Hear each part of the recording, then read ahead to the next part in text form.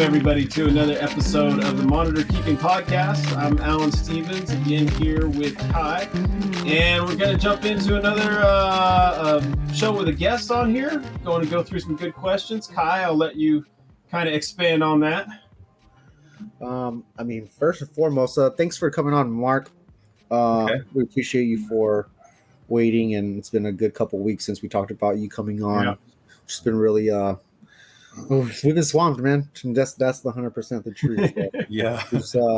We're glad you're able to make the time, and I know there's a slight time difference and interrupting dinner, but thanks for coming on and everything like that. Absolutely. To introduce everything in this current podcast, it's going to be one of everybody's favorite, which is Varanus melinus, or the Quince Monitor. Probably high demand in color and temperament and typical behavior of this species. I myself used to have a couple as well, so that actually probably one of my second or third introduction into actually keeping Varanus Indicus complex. So I myself am a big fan of them. I just don't have them, Yeah, you can't kind of live vicariously through other people. But before I go on any further, feel free to ask any questions that you think may help you out with as far as your projects go. Sorry, just to interrupt you real quick, but to kind of place in context what he's got going on, he's got 2 adult or subadult melinus now, and we're really just trying to gather everything, right? Your behavior, what's what, and all that, right? I've got a 3-year-old, which I call the male, just because that's what I guess that it is, and I've got a 1-year-old, which I call the female, or one and maybe a little bit older than that, maybe 1.5. But so the reason I call them the male and the female is because the female went through pretty much a textbook example of what the croc doc says will happen with vitellogenesis. So it was hanging on the side of the enclosure, like hanging up on the wall for about a week or more, maybe week and a half, 2 weeks, and not eating, which is very unusual for this animal. Yeah.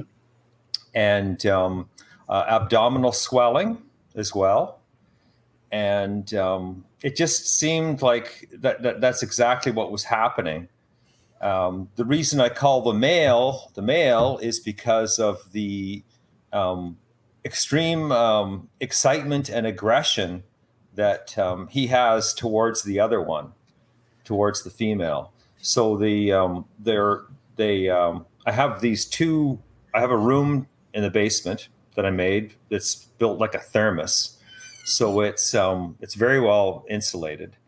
And on either side of the room are the enclosures, and the enclosures are like 8 feet tall, 7 feet wide, and about 6 feet deep. So the size of small bathrooms.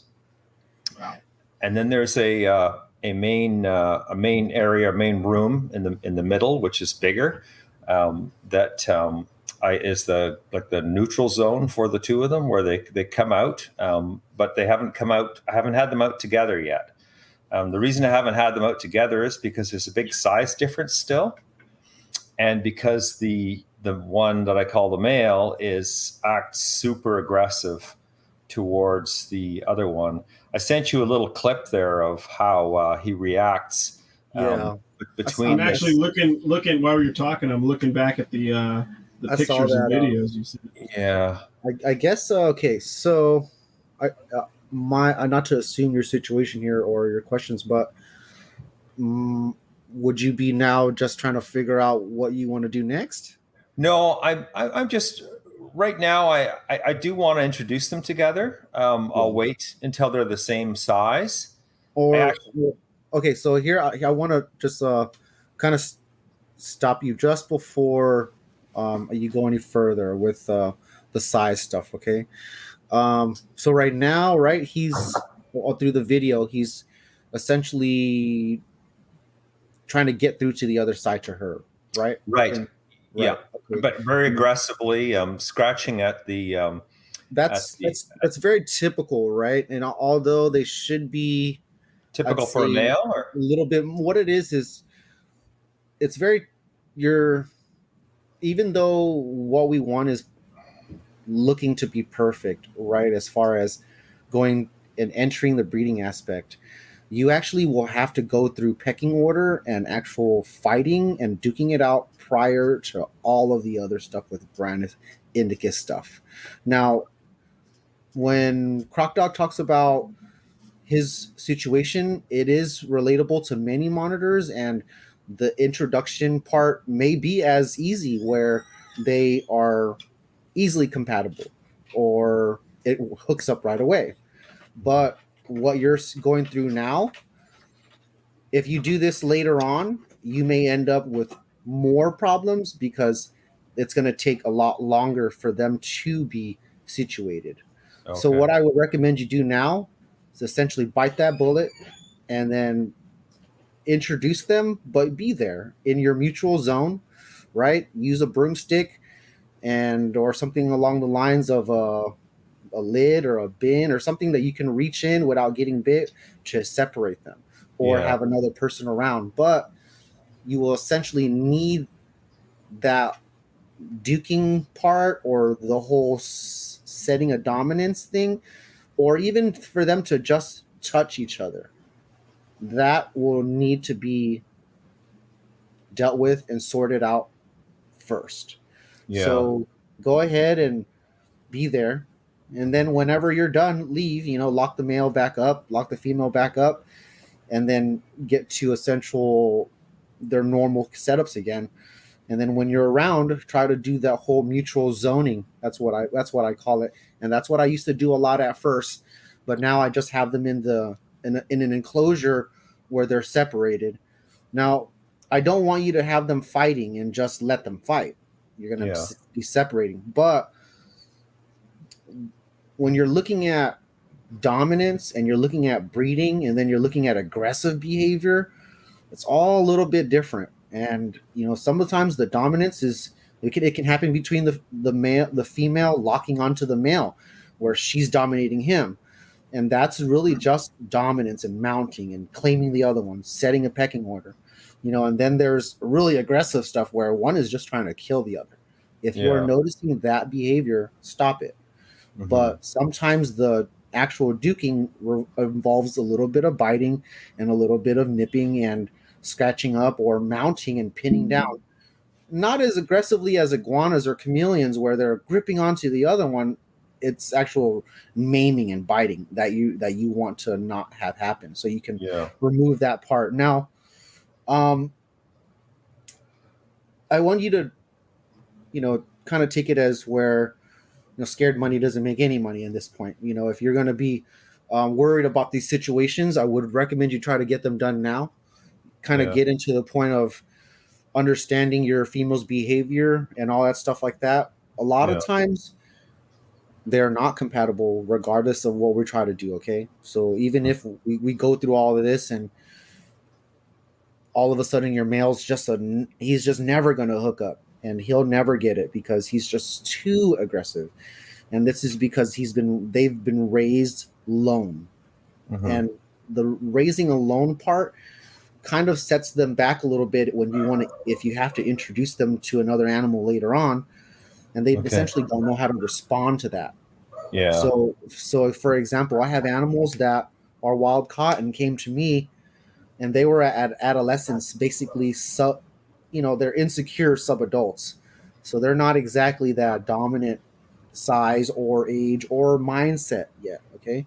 Mm-hmm. And then they are kind of aggressive towards each other. And then now that I've introduced them multiple times back and forth over the last year or two, I'm now having them breed. And it's taken me quite this long because they'll bite each other. I let them heal. They'll maim each other. I'll let them heal. I introduce them. It doesn't go right. or just something like that. And also, I'm only trying when I think they're going into season or as the weather's changing. I'm obviously just not introducing at any time. I kind of want to pinpoint it. Now, the window to really breed Indicus is very small. Not just the season. The season can be quite long, and they'll go and go and go. But the actual time for breeding can be only a window of a few days. Yeah.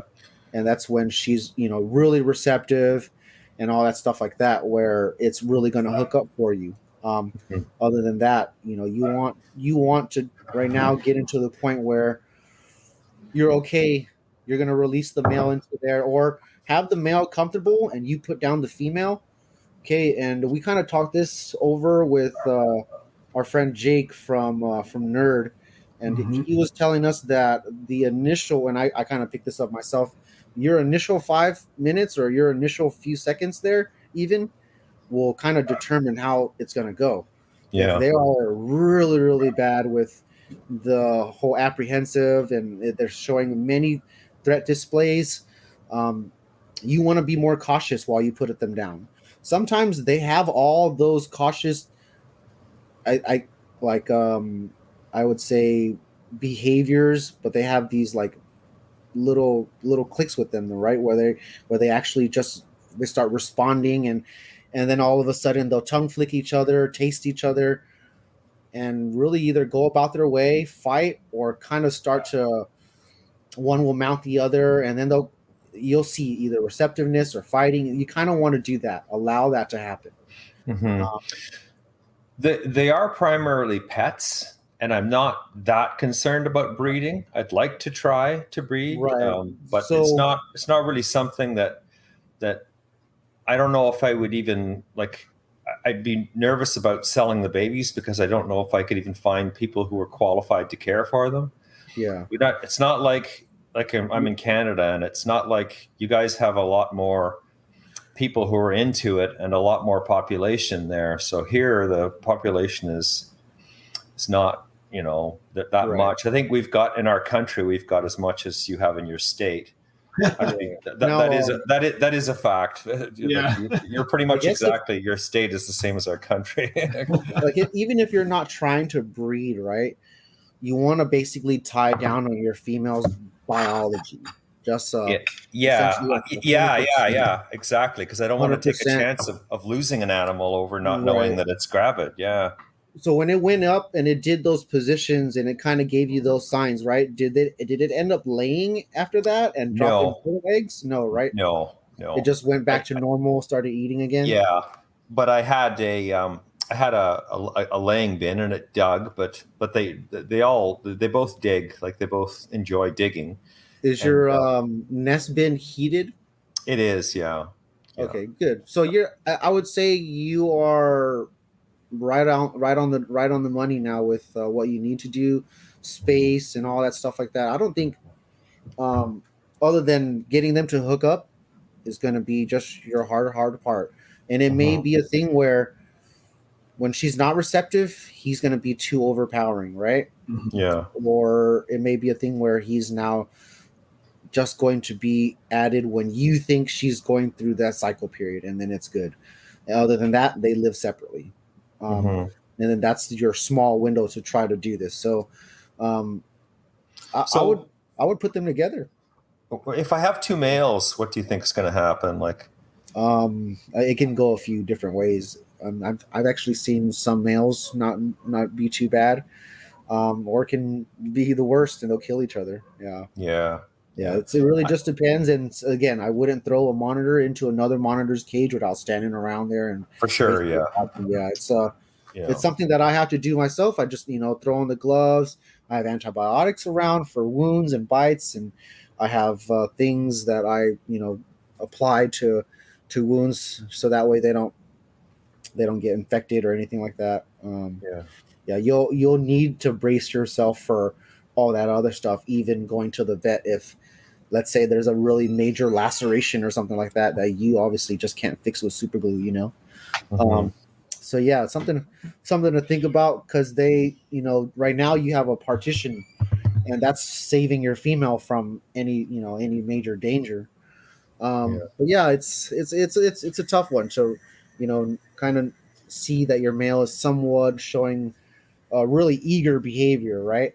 So, It's not exactly mean just yet, and it could be just where he nips her a couple times. She kind of knows her place, and you'll be able to judge and see how they are further. That's going to be really your day to day game is see how they just do over time. so you think that's male behavior then? Your The, the, it's the, it's called that behavior. That really eager look trying to get through the mesh, right? yeah. That is behavior with males and females. It's not just Okay. Maybe males. just because it's smaller, and the other one just sort of is cautious, and like the one I call female Right. is. What I'm looking at, your body shapes, the how you're describing them. Um, you're describing subadult melinus to me. That's and Okay. they look like a pair just from their shapes and everything like that. Your female is a lot more daintier, narrower, kind of shorter, smaller build, pretty Yeah. streamlined. And your male, even though it is streamlined, he's got slightly bigger arms, a bigger head, right? He's got bigger back. Yeah. Yeah, so your female too as well. She may have gone through some of those motions, but I really don't think most of the Indicus complex they don't mature till they're about 3 to 5 years old. Not to Okay. say that they won't do stuff when they're 1 or 2. It's just they have better eggs and they seem to go about it better when they're a little older. Okay. So you have some filling out to do, obviously, because Yeah. you said it's only roughly a good year or so old, right? Yeah. Yeah. So I took when he stopped eating, or when she stopped eating, I took her to the vet and had asked for an X-ray to see if I could determine what the sex was and such. But he said it was too. It's a reptile specialist vet too. Said it was too young to tell. But he did do an ultrasound, and he said he found two testes. What he thought was two testes. So Yeah. Is this in the supposed female? yes. Okay. Yeah, the one that went through the motions of the vitellogenesis. So that just left me even more confused. Yeah, so that hanging behavior too is also done by males. The hanging behavior is hanging behavior. It's really just so they can hang. But Yeah. you notice the females also distend their bellies. But a fat male or chubby male will also do the same thing, and gravity will pull his belly down, and it'll look Yeah. like a pouch down there. So Yeah. let's just say if we're wrong, what we're looking at is a male trying to attack another male. Mm-hmm. And it's very possible that there could have been something going on inside the room that was causing the animals to behave different or act different, and giving off whatever signals they give off, so that one male is still, even from across the room, sending off those signs of dominance towards the other animal, which the digging behavior you could have seen. This is all speculation, of course, but the digging behavior you could have seen could have been that younger male, let's say, trying to just find a secure place to get away, to hide.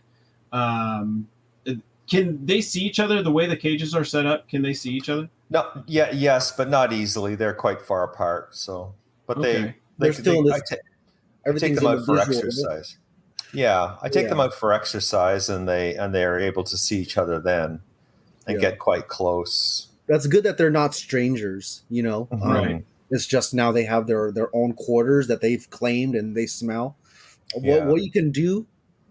So, sorry, Alan. Before I go on to this pretty long one, you got anything that you wanted to add on before I went on? Oh, I'm just thinking about just because of the information from the vet, and who is, as you said, a reptile specialist, saying that there was hemipenes.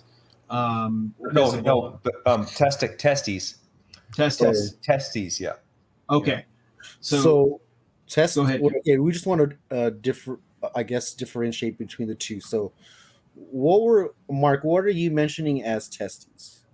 Well, he saw that there was two little shadows, symmetrical shadows in the tail base, right? No, on the under the liver. Okay. Oh, Up under the liver, and he said that that to him that looked like testes, but the tail base he wasn't able to determine anything. We're and the word testes, we use that here as testicles. Yeah, that's what I mean, testicles. Yeah, and then Alan, I'm just remembering right. All the sexual organs are within the tail base. As far as I know, they're not going to be necessarily under the liver. Hemipenises are in the tail base. And then for the female, I know obviously the organs are more inside as far as what she uses to develop. I apologize, Mark. I'm not really familiar on what we're trying to differentiate for your males or what's down there. But go ahead. Keep going. Sorry. Okay. So anyways, so he saw those two shadows and it very well could be two eggs, but I would think that if there was in a monitor, there would be more than two. Even if it was a young animal, it would be more than two. The whole complex, sometimes from the very beginning, was only 2 to 3 eggs. Yes. Yeah, they lay very small clutches. Yeah. Okay. Mine 2 to 3 is typical, especially when they start off. Don't get me wrong. I've had them lay as many as 8 to 10, but those are much more primed females in their like 5-year-old range, roughly. But yeah, it can happen. I would definitely bank on if the vet saw two round items in the monitor lizard that they interpreted to be testes. And I don't mean to go above my own pay grade with this, but I would lean to the fact of those being something else rather than testes. Yeah. Just from what I know, looking at monitor basically biology, it would make more sense that those would be some type of ovaries, something along well, I can't say male or female necessarily, but something else other than testes is what would make sense to me. And by any chance, do you have that X-ray with you? Is that something that you could? I do, but it's useless. It's okay. It's just a blob. Like you can barely make anything out. Yeah, really. Right. It's just terrible. Like don't get me wrong. He wasn't confident either. Yeah, I have an ultrasound myself, and I've been working with it. Okay. And don't get me wrong, I can't see anything. Yeah. I really can't make out much at all. For what it's worth, I have a lot of friends, people that have been over to see the collection, and they've said without a doubt that an animal is this sex or another sex, and been completely off. And so even with me, that's I until I see eggs, I usually never say one way or the other. And until I know that a male was in there and fertilized those eggs, then I still don't say one way or another. There's some animals where it is just so clear that, of course, I will say, okay, this is a male or this is a female. For example, Ackies still throw me off at certain ages, to the point where I don't make any guarantees on any of babies up into almost subadults, and even then, I give people the disclaimer, this is my best guess on this. And now, as I'm going into working with Dorianus and trying to familiarize myself with pictures from Kai's animals, of his Indicus, other known animals that are out there, trying to really pick up on those little subtle differences in either the skulls, the head structure, tail base, overall body size. It's going to be another difficult one, I can tell. And, like sand monitors, they're super easy to, as subadults and then into adults, they seem very easy to tell which one's going to be in person. Let me clarify. In person, they seem very easy to tell which is. But not on a picture. It's sometimes it's that overall behavior mixed with I want to say the way they move. I don't necessarily know how to pick that apart further, but they seem to move in a certain way differently. The way they'll maybe the shape of their neck and their head when they're moving or turning around to look at you. You get familiar with those animals and you can just kind of pick up on these things. But man, pictures are so hard. I would almost rather people send videos when they're asking for advice or help on the sex of their animals to send like a legit 30-second clip of slowly going over the animal. And because I have quite a few that I could post that I'm pretty sure would just of all different species that would throw people on what sex they are if they were just a still photo.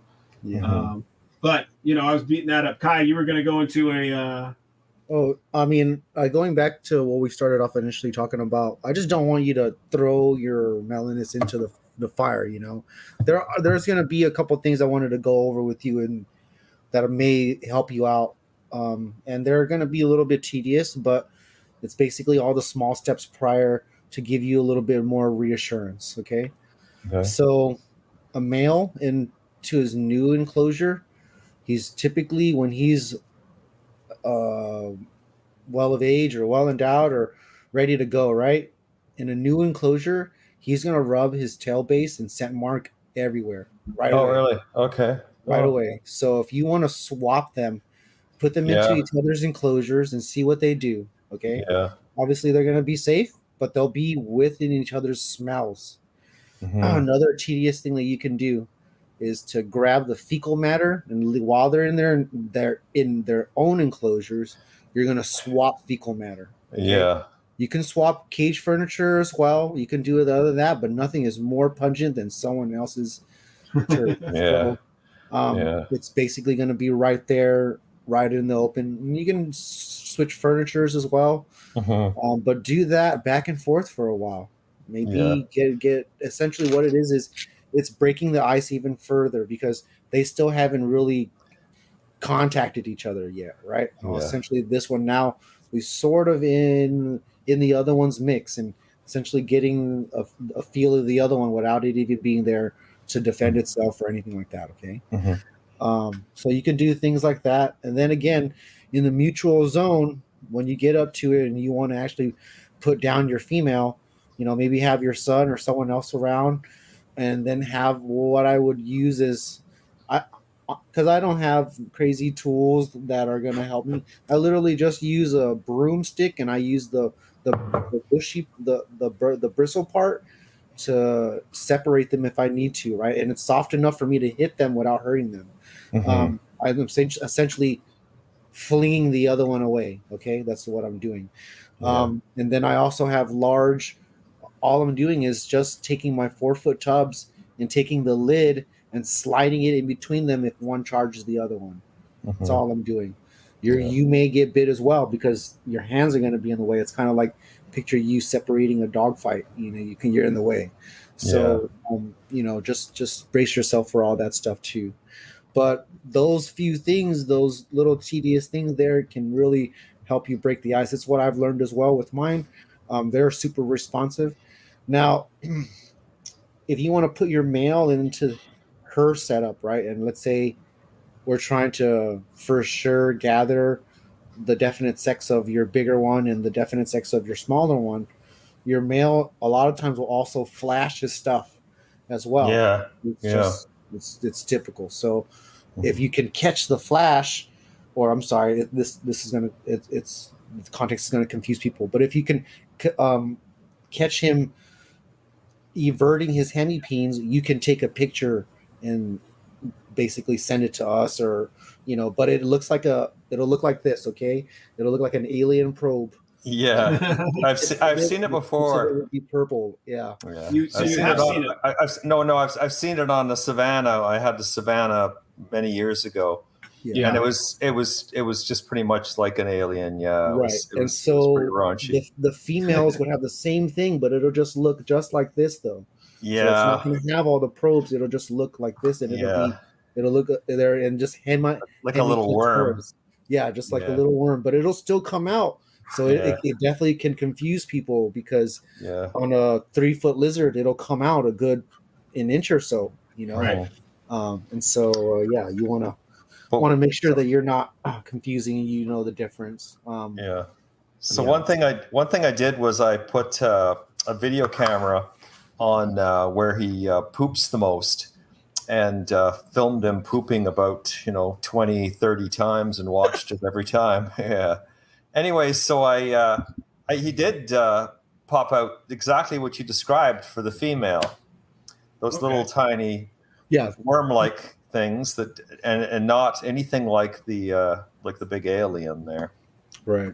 And it's controlled. Their muscles are controllable there really, really well. So if he wanted to, he can only show you a third of it. Yeah. He can show you all of it. Yeah. So let's say if, we're assuming your little one is a girl just because it only showed you a small bit tube, right? It could be a male only showing you half.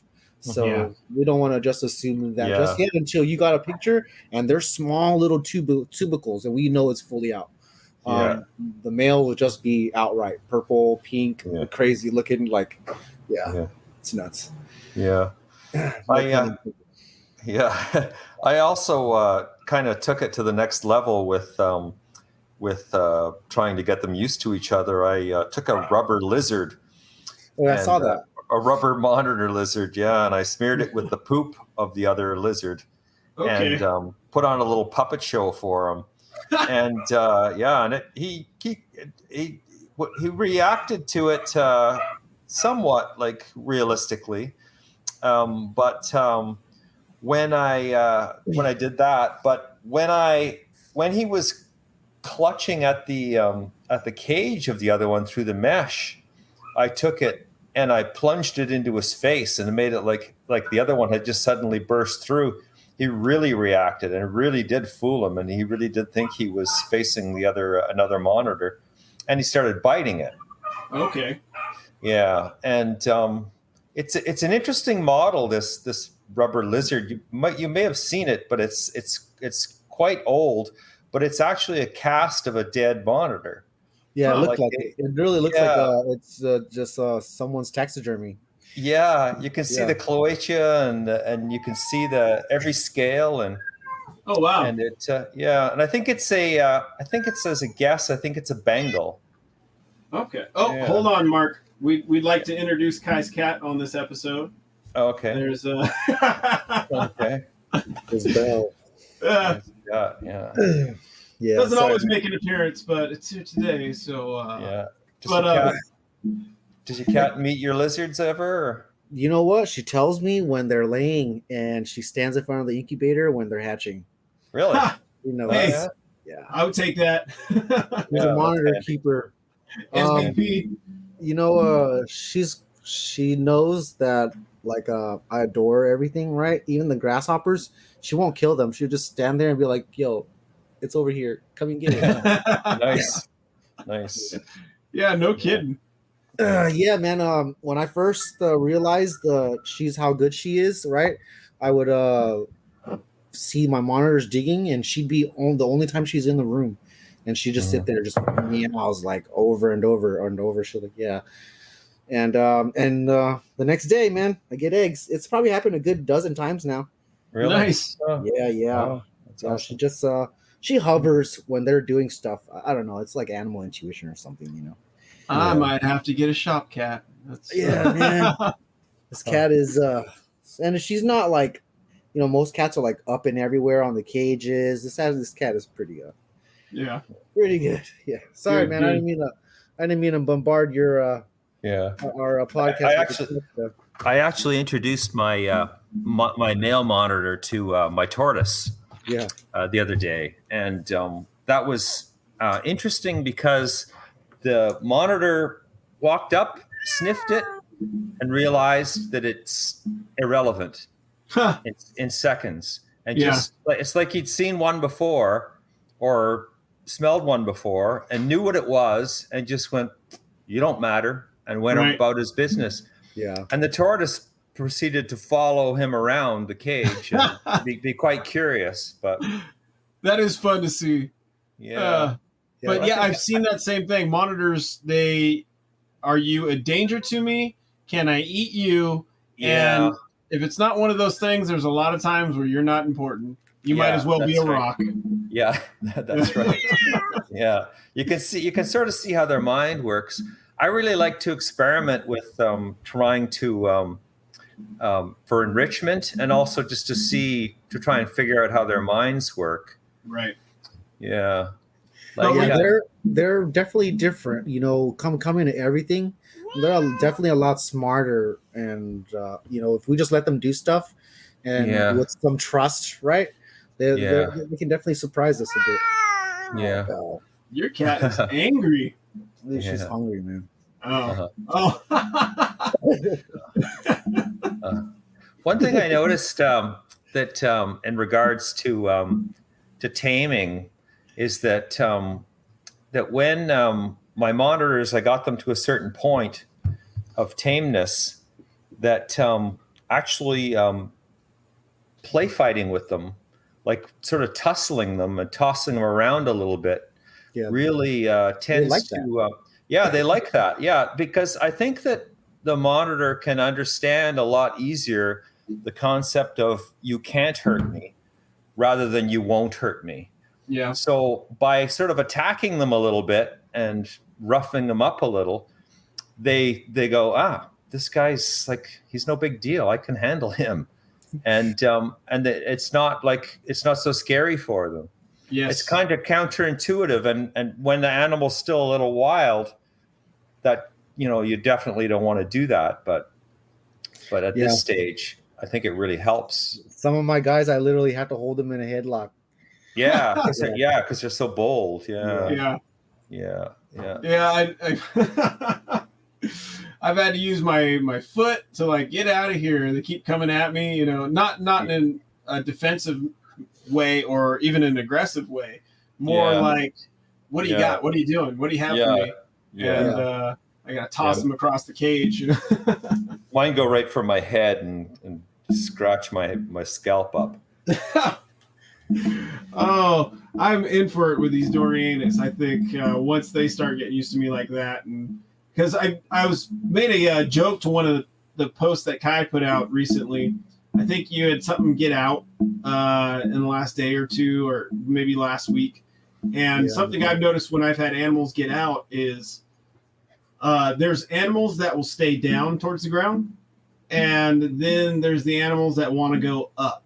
And Dorianus have taught me very quickly that they want to go up. So now, the last time when one got out, and I had to learn how they're smart. They're incredibly smart.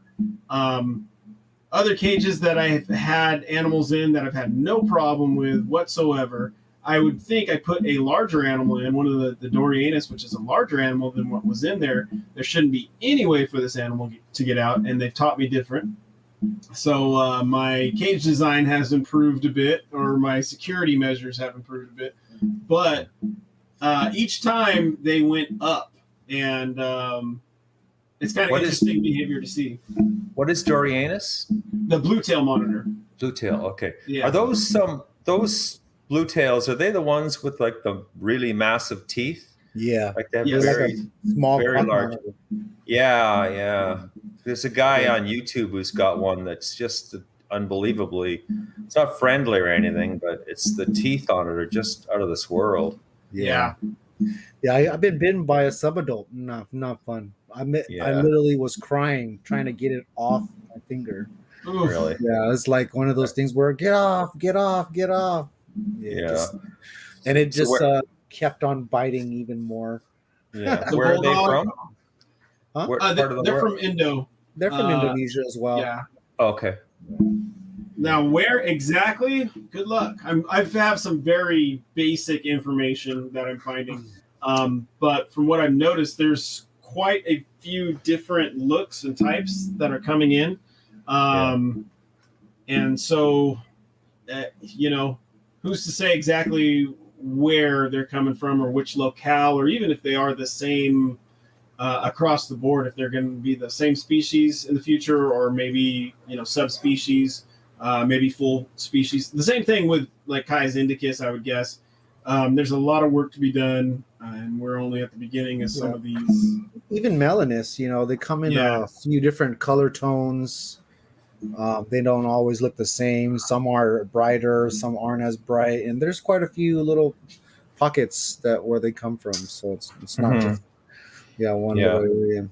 These ones sure look like they're from the same place because they're just dead ringers for each other. Yeah. Like I get them confused sometimes when I've got them out. The other day I had one out, and I looked over and said, "Oh my God, the cage is open." Then I realized, oh no, that's the cage of the one that's out. Because I didn't even know which was which. But now, they're close in size. Now the other one is a lot smaller. You said it was a good year and a half-ish now?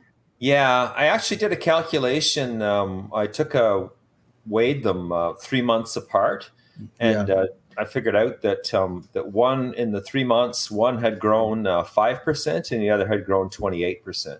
That's the male that grew 28%, right? No, the female, which is the younger animal. So she caught up a lot. Yeah, she's catching up. So he better smarten up, because I think the odds are that I'm not too good at math, but I think it's pretty obvious that pretty soon they're going to be pretty close to each other. Yeah. Well, man, I hope you have the next step from here would be introduction and have that become successful enough for you to eventually get your eggs. Sometimes all it takes is having the male around and then them doing their own little courting and you feeding them. That could be all it takes, but it can be a little bit more effort when you want to, and you're not getting any eggs, and you have to kind of set them apart with different temperatures and feeding and stuff like that. So, if you ever get into that and you want to message me, or we can have another podcast where we get into that as well. Right now, it's really just, I don't want to bombard you with too much information on the other stuff. Unless you do want to get into that, we can. But right now it could be just your introductions and how to go from there, because you don't want to jump the gun and try to worry about something else, even though you should be preparing yourself. Right now it'd be just to get this ball going, but it can happen as fast as this pressure dropping. Hopefully we get a lot more rain. Where you're from now, you get a lot of rain. So you might be able to use that into your advantage, up the humidity a lot, and then maybe try to feed her much more, along with a lot more calcium ratio than what you have been before, just to carry the eggs and herself, and see if that would trigger something. Sometimes, let's say they do go through the process and there are a few things that essentially aren't clicking for them, and they either reabsorb or the eggs don't end up good for some reason. It can be something as simple as being overly heat stressed, or just inadequate food. The eggs come out poorly, things like that. Would you say that food response is higher in males or higher in females, or is it just irrelevant? It can, it's a little bit of both. So, I would say irrelevant. It's just, I would say it's more along the lines of your animal rather than that individual animal, rather than based on their sex. Right. Because I have some males that are still shy, I guess more gentle in their feeding response. And then I have a female, and this is across the board with different species, but I have a female that just comes like a missile, launches herself, and wherever she lands is not a worry of hers. So I think it just depends on the individuals more so. I have the same thing. So I have, like, let's say one of my they're Varanus coli. So they're a different type of mangrove monitor. They're in the same complex, and they eat typically pretty well. But when the girls are going into the cycling part and they're looking to eat a bunch, they hit the tongs a lot harder. Like it'll be night and day between how they eat almost. Sometimes they're essentially bam right at the cage, first one up when they're typically not, I usually take that as a sign as, all right, you know what you want. I'm gonna give it to you. And so then I'll run with that, and I'll feed them a fair amount, comparably much more than what I do already. I keep them quite lean throughout the year, so several months even. It is just maintenance feed, just to feed enough, nothing to overdo it. And then when I think the pressure, the weather is changing, or them themselves kind of start hitting the tongs a lot more, like they'll physically just bite onto the tongs because they're so eager to eat, and then I take that as a sign. Speaking of tongs, I had some ideas I wanted to share with people about feeding. I use a different kind of tong that I sent you a picture of.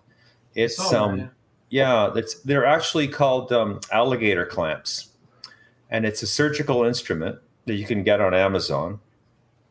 And it's the profile is very small, so that it's very tiny, and it's also very powerful. Like the leverage that is very strong on them. And I modify them just slightly so that they can fit in my whole hand, adding a handle onto one of the pieces. And the reason I think it's better is because you can hold on to like a very tiny piece of food, or the very edge, and it really lower the odds of the animal biting the tongs and breaking their teeth. I was wondering what exactly you were showing me by with those. Now I could kind of tell, that they're obviously some sort of clamps. Clamp, yeah.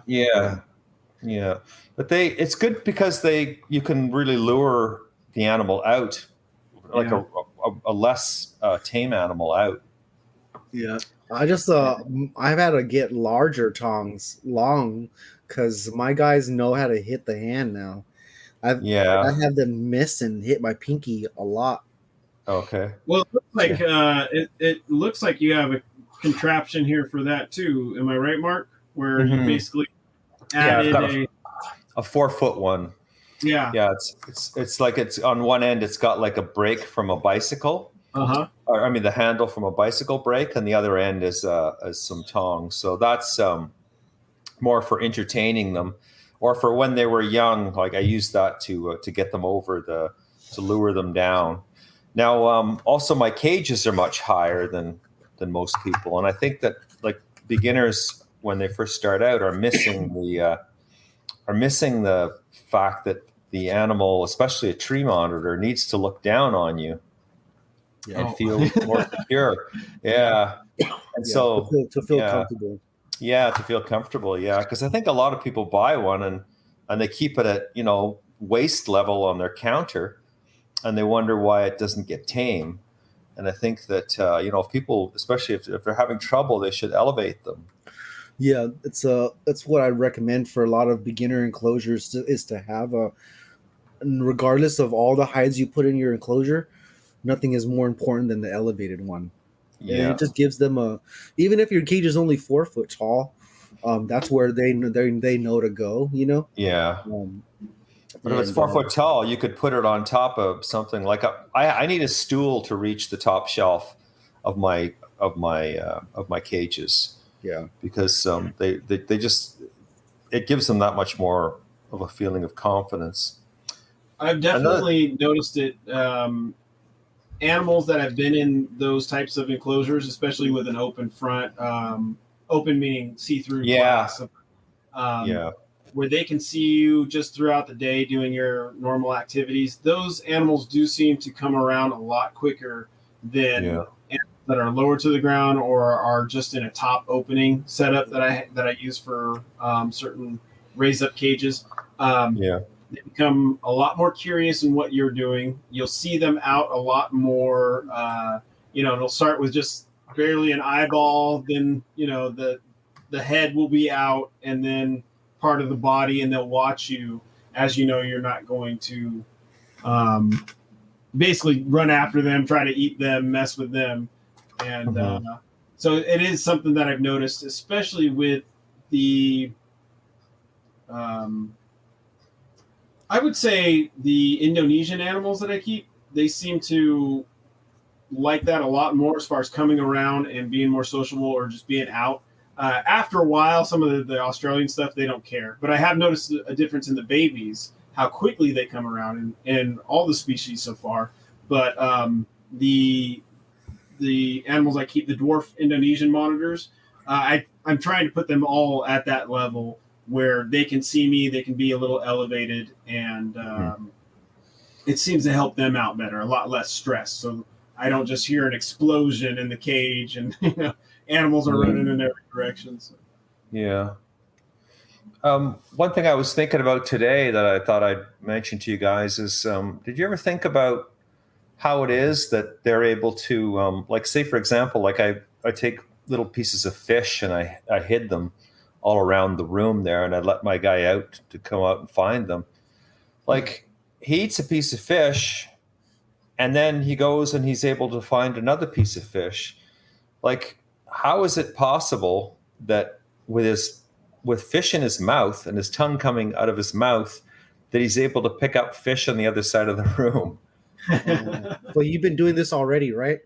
Yeah, I have been doing that. Yeah, but when you think about it, it's weird that they can do that. Like, yeah, it's there. I mean, I think it's a little bit of routine that he's used to, and then I mean, he probably could definitely just pick up the smell already. Yeah, but it's probably a little bit of both.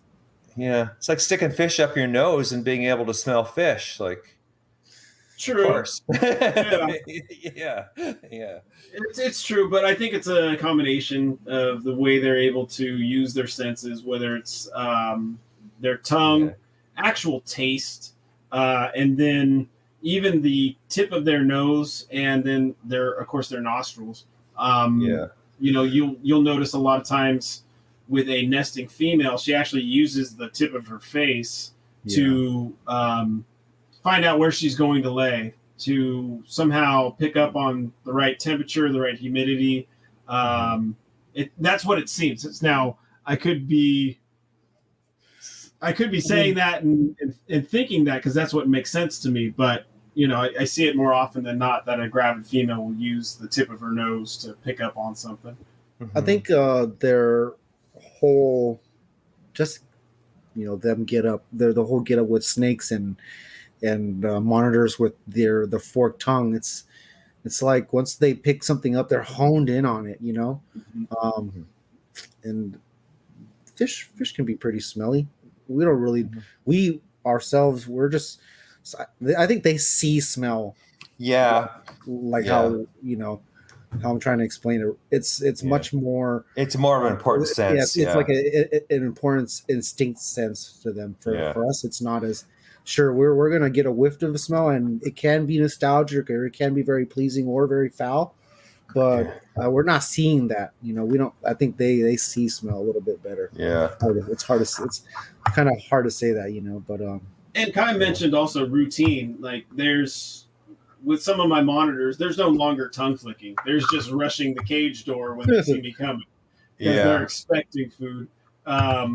So I think a little bit of it could be routine, and then they're just going to come across. Okay, usually I've been getting fed over here. I know that there might be something else in the cage, just because they are that smart.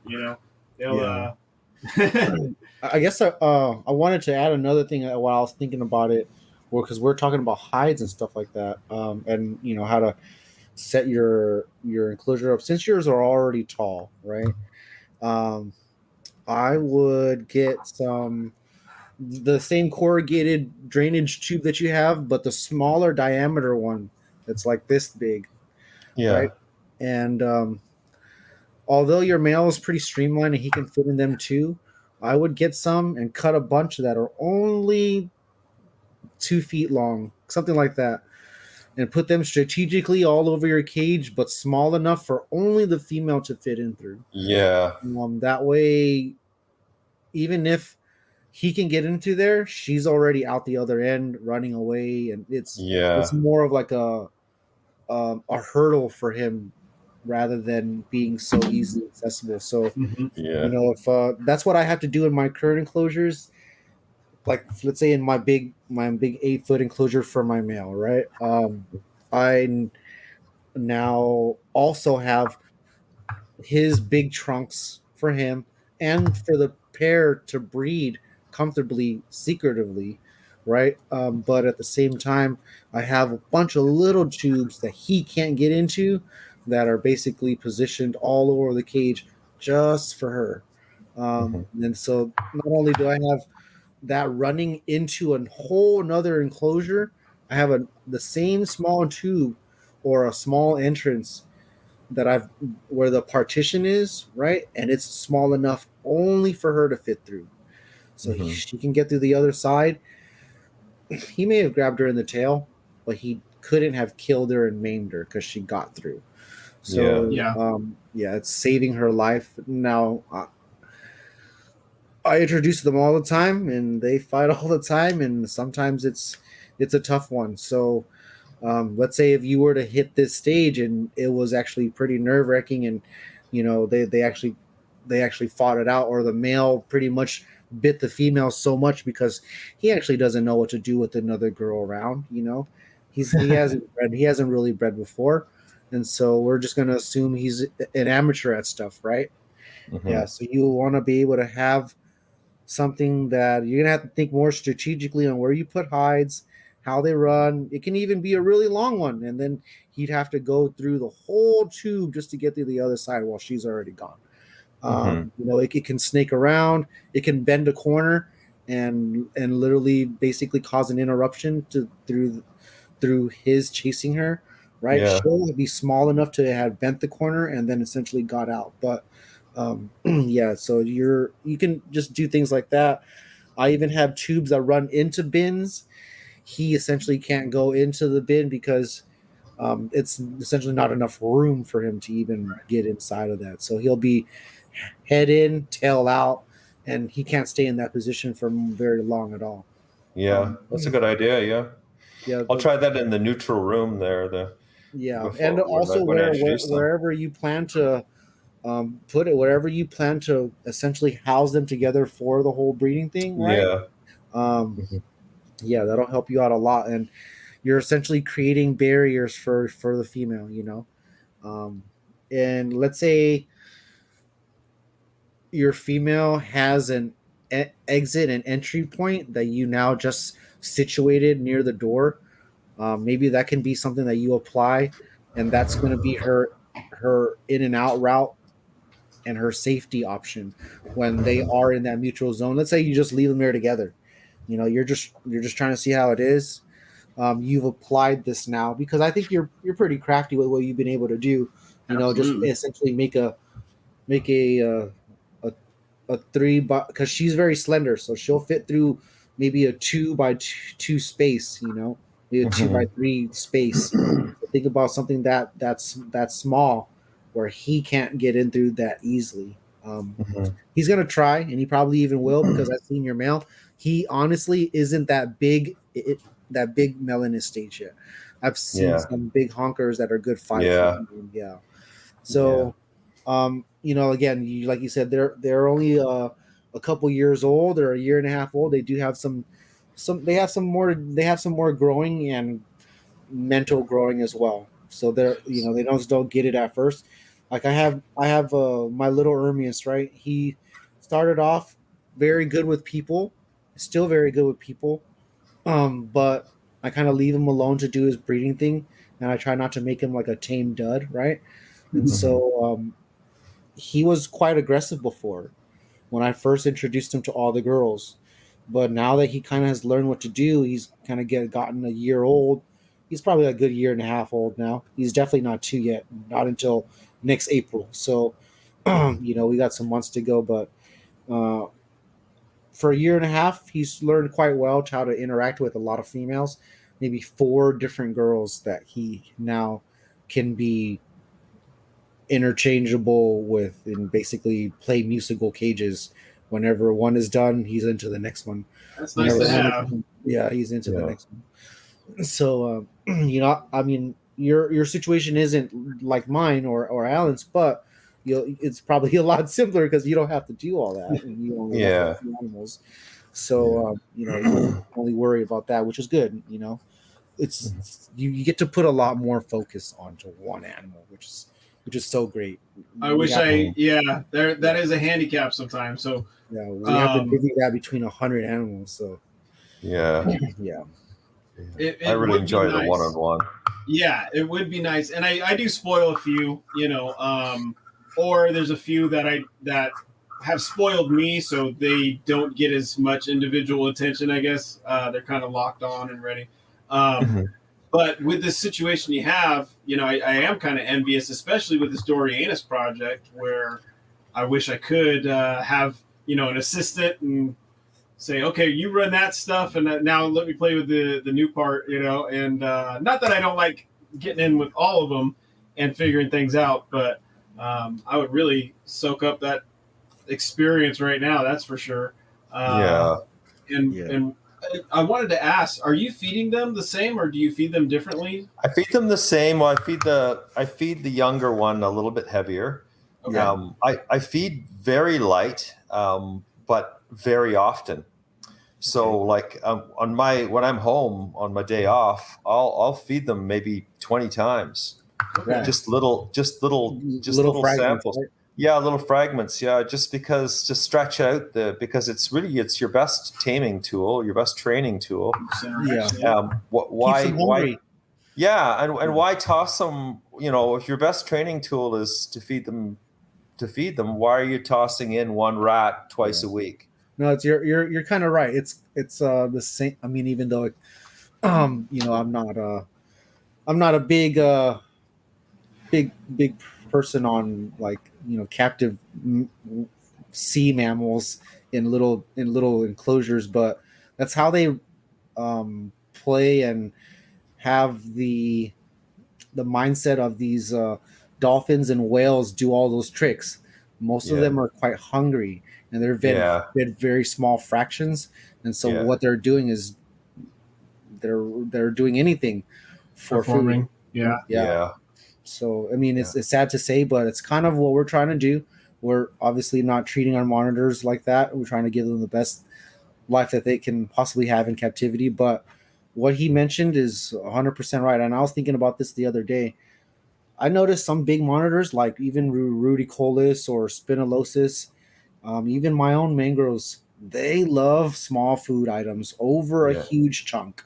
Okay, a white throat or some big water monitor, fine. A big rat, no problem.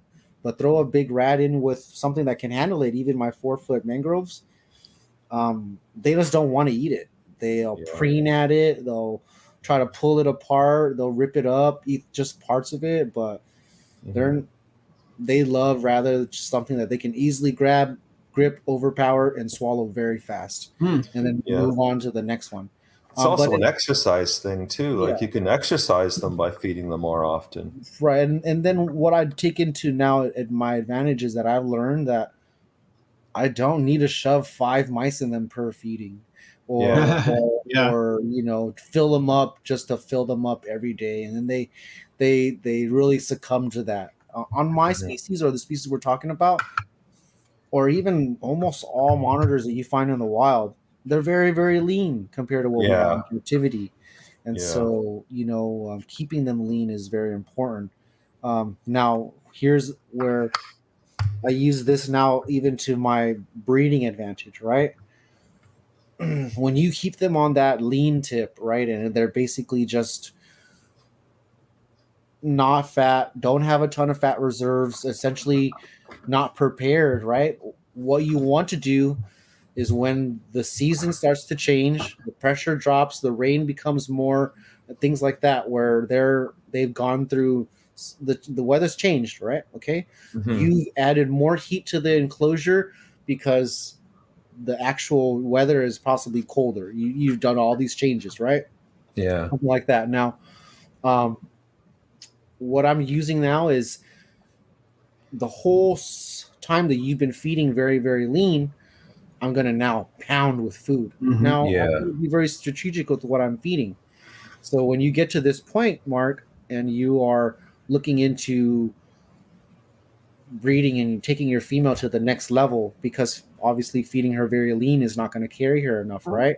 What you want to do is feed a bunch of stuff that is fat and that is kind of heavy, eggs, mice, chicks with the yolk in them. So it's basically an egg, right? Mhm.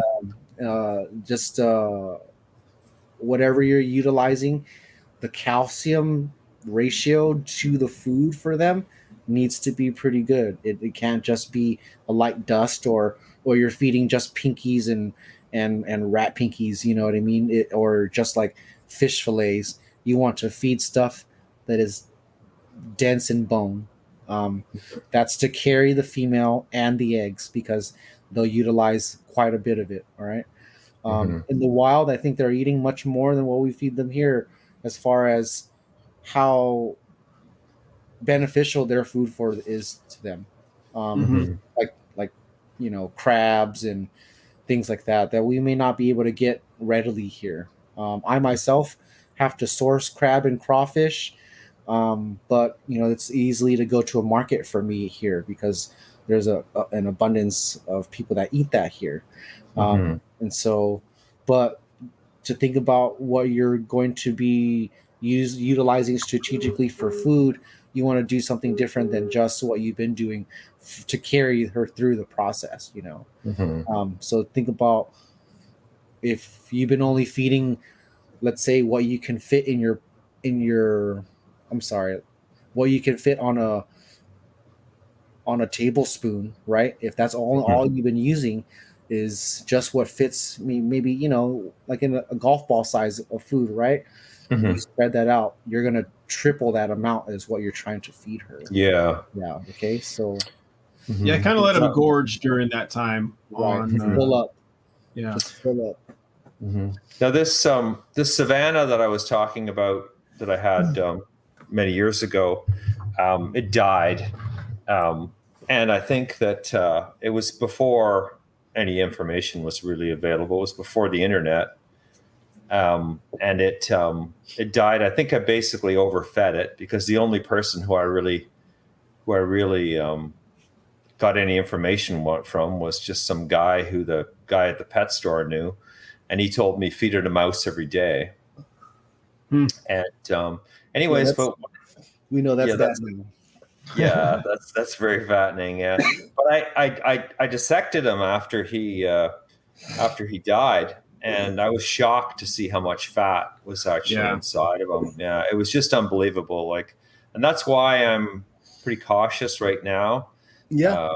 With fat, but like you say, I know to do it like when I'm breeding them, but yeah, it was astonishing how much there actually was. Yeah, I do use a lot of rodents with some of the larger animals, especially. But I think a big problem that people don't account for is you have to allow that animal to expend that energy or burn off those calories. So, that's larger enclosures that provide more activity the ability to be more active, to climb, to go about the cage searching for things. All of that different type of activity plays into the animal's well-being when you're feeding at that rate.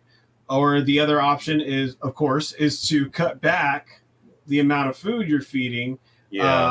So you're looking at diet almost more like I guess strategically.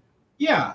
Like a lot of the new diets, honestly, are looking for humans. Just you're taking into account all the different aspects. It's almost more of a math problem than it is a physical interaction with the monitor and feeding. You're saying, okay, I'm going to feed this. These temps I know is going to keep my animals looking like this, and you get used to what you're seeing, what you expect your animal to look like, and you match your feeding to it. So there's times when I will feed heavy, but then they're not going to get fed for a little while, or there's all kinds of different tactics that I've used, but this has mainly been with the Australian animals. So now that I'm doing quite quite a few more Indonesian animals. I think there's they need also to be fed differently, huh? right, because you have your seasons in Australia that are really harsh. So when it's like it's springtime, get out there, it's warming up, pound food, survive, reproduce, pack on enough to last you because winter's around the corner. Whereas the Indonesian animals might not experience those same extremes. So they can eat throughout the day. They don't have this harsh winter maybe that's coming. Now, do I know this stuff for sure? No. Have I read books that bring up these same points or listen to different herpetologists talk about these same things? Of course, but it does make sense that there might be a little bit of a difference. So just in our conversation, for anybody that's listening, also take this into consideration with whatever animals you're keeping. And just because I say, I feed my sand monitors mice daily and there's no issue, that doesn't mean that you can just go feed your Indicus or your Varanus melinus the same way, and they're not all the same. So they do things different. I feed mostly insects, though. Mostly dubias and super worms. I don't really. I think maybe there's a bit of fat in the dubias. I'm not sure how much, but I've heard that the protein is very high in the dubias. There's some good amount of, I think, for an insect, there's a good amount of fat in the superworms, I believe. Now, I love superworms. I love getting animals on superworms because for me, they're an easy go-to to have on hand. They do last quite a while. I like them so much better than crickets. But the problem I have sometimes with some animals is, and it sounds like you are now when you're feeding the superworms, are they on tongs or are you dropping them in a dish somewhere? Yeah, I'll just throw it on the floor when they're when they're not exploring. It'll go racing past them, and then they take off after it. Only a handful of my Indonesian monitors, whether it's tree monitors or so far, none of the Dorianus have seemed interested in them. And only I think 2 or 3 of the Timorensis type monitors. When they love them, they love them. They're turned on to them. They go after them all the time. The other ones just kind of get up on a log and give them that side look. Down at them. I know you got better. They're like, I know you got better stuff in there. Stop holding out. Yeah. Now, for you, Mark, do you happen to have like fish on stock, or able to get? I feed them trout. I buy trout and just dose it with vitamins, and then I give them chickens or like chicks and young rats. Okay. I skin all of them, the chicks and all of the rats, and I haven't done any shellfish. I'd like to give them crayfish, but I'm concerned about parasites. You just got to freeze them first. Yeah. Typically, I don't have an issue at all. It's my carry through for my famine season. The times when I need to take them down. Yeah, it's actually the grasshoppers, the crabs, the crawfish are all, and shrimp as well. I also use silver sides and smelt, and that's all I use as far as shellfish and fish goes. And essentially they're all whole prey items that I cut into little pieces for them, and they utilize them that way.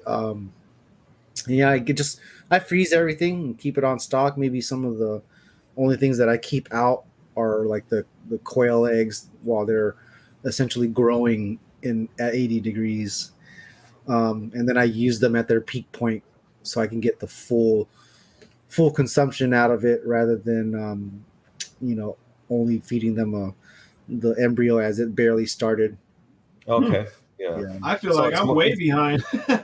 You think it's more nutritious then when it's more developed? Yeah, of course. Look at it. Yeah.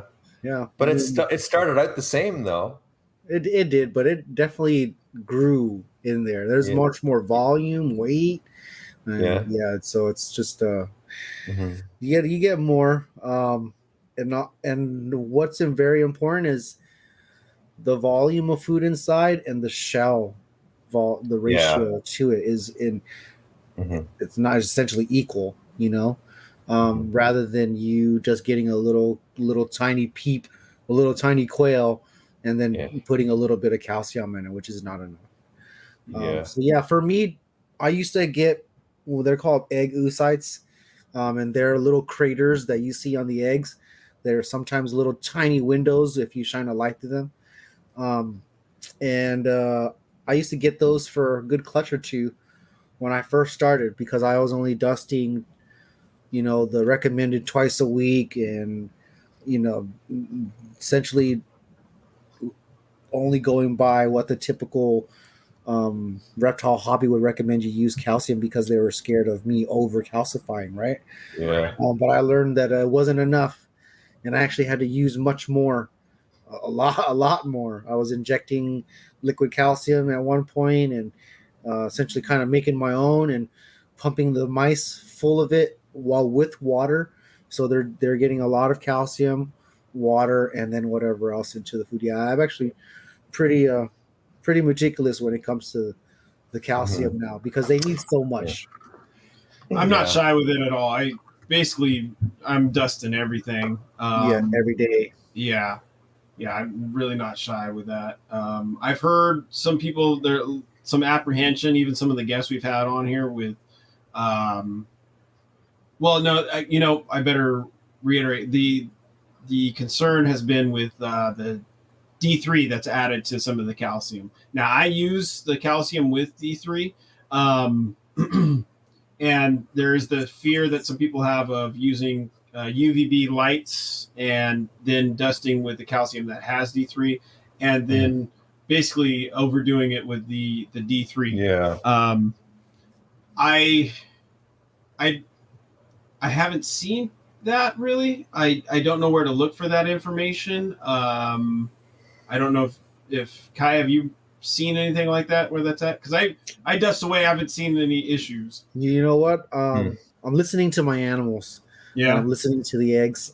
Honestly, there can be so many reports, and you'll scan through, and there'll be people that are on both sides, right? And kind of, to be honest, more people that I talk to are on the apprehensive side. They're just only dusting a couple times a week, and if not, just I'm dusting and pouring calcium into that cup every feeding almost. Yeah, me too. Yeah, so I just but I only use D3 once a week or so.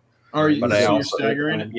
Yeah. I use D3 once a week, and then I make my own little concoction between stuff that I buy, like sold for reptiles, and I also mix in ground eggshells. Like I dry up eggshells, and I just pour that on, like lots and lots of that. Yeah. Yeah, I hadn't thought about doing that. That is something that's it's pretty doable. You eat a lot of eggs. Yeah. You just bake them. You put them in the oven and dry them out, and then throw them in the grinder, and they're great. Yeah, that's something I could try out, just to have fun with, and see if I like it. Keep it on hand. Cuttlefish bone is something else I use as well. I just throw whatever in there, really, but. And you've seen no issue with the animals as far as digesting using different. No, they'll sneeze when they get it in their nose, but that's about it. Yeah, it's just kind of funny. Yeah. All right. I for UV I use the Exoterra Solar Glow. Yeah. Okay. Yeah. And I used to use those. I've had those in when I first started, and I was trying out new UV bulbs. Coupled with other bulbs, they work great, but by themselves to make a hotspot, man, they are horrible. Yeah, it was just hard to achieve. Yeah, I'm pretty happy with mine. I have a temp gun and I check it. But I also use some halogen bulbs, like 50-watt halogens in combination with this, just to stretch it out and make it a little longer. That's exactly what I did too, because it doesn't do well by itself, right? Yeah. I bought a Power Sun at one point. I think that's what it's called, a Power Sun, and it. I found it's exactly like what you said. It's just the UV to get the UV they need. They'd have to be cooked. You'd have to cook them alive. Yeah, they'd have to be like 6 inches. Yeah, it's like a laser. Like it's just so hot and last year I spent probably a few $100 trying new bulbs, right? All kind of stuff, Arcadia stuff. I waited for stuff to be shipped in, and companies were out for a long time. I went and bought the Mega Rays. So here are the 3 bulbs that I use, which is the Jungle Dawn from Arcadia, which is like a UV fixture, more like a fluorescent type bulb. And then I added the compact bulb, which is like a 7% or something like that. That's basically the same thing, but in a compact bulb. And then I had the Mega Rays. My animals like the UV, but they respond to them and they do come out, but then they don't like being in the light anymore. It's like they're done with it after they've basked. I noticed they just go to the opposite side of the cage and they just escape ambient light and how strong it is. So you think they're avoiding it after done basking? Yes. Yeah. So they're like I've noticed that they just head to the other side, and they are less within the realm of the bulb. Now, when I use like floodlights and my normal typical Par 38s or BR30s, right? I use those typically for my basking bulbs, and sometimes I'll use just those without any UV at all, and they are more inclined to use the whole enclosure. I see them less avoiding the light, and so I think enough UV is okay, but it's just the monitors. I think a lot of people think, they like it hot. They must always be out in the sun and basking. It's not true at all. They're actually spending quite a bit of time in the shade, and ducking away. And basically, what it is they're in the shade and inches from the lamp. That's what they are. And I'll bring up something here, and I've made it no secret how I don't use UV in a lot of setups, or UVB in a lot of setups. I have tried it, and I'm still using it in a few. But while I'm running around like a crazy person outside with a UV meter, which happens very often, actually, there is quite a bit of UV in the immediate, like adjacent shade. There's actually still a good amount of UV reflecting off of other items, whether it's a road surface, buildings, trees, whatnot. There is quite a bit of UV still in the shade, and you will be out of direct sunlight, but right next to the where the sun's hitting. And if you take that meter right there in that transition zone, I guess, even if it's a harsh line, like obviously here's where the sun's not hitting, there's still a good amount of UV. So like on a day where I was reading at maybe a 7, in the immediate shade, I'm now at a 1.5 or 2, somewhere in that range. And so when I think about these things, when I see the animals as they're in the shade, but they're right out of the sunlight. They might use the sunlight. They'll be out there basking where it's direct contact, or I'm sorry, not contact, but direct radiation. And then they achieve their body temperature. But then a lot of these pictures, you'll see there's, intermittent sunlight coming through, or I think there was a picture that Eric and Owen shared on the NPR podcast, where they saw a large number of Mertens Mertens monitors, and they were all just outside of the immediate sunlight, But from what I can tell on those, especially during the hot part of the day, there's a lot of UV. Still, it's not going to be these high ranges, but there's still a good amount of UV in that immediate shade there. So I guess throwing that in there, something I find interesting. Kai was saying how he sees his animals avoiding certain things. And then I actually try to keep myself up to date with what's going on, watching new videos on UVA, UVB, and how it's being used. There's a lot to say as far as how you, I guess the traditional thought was you need a fluorescent bulb that's going to span the entire cage, right, for UV. And there's a lot more thought to actually, no, that's not what you need. You want a gradient. You want to provide them this, but you also want to provide them a way out of that where they don't have to always be subject to that. So smaller, you might have a 6-foot cage, but go ahead and use the 15-inch, if you will, as far as measurements, use the small fluorescent tube and then put it over here. And then if you're going to put it, because UV has to be used with some sort of basking bulb so that they can achieve a certain body temperature to be able to use that, maybe provide another basking area where they don't have to be exposed to that as well. Yeah. So just those different thoughts on.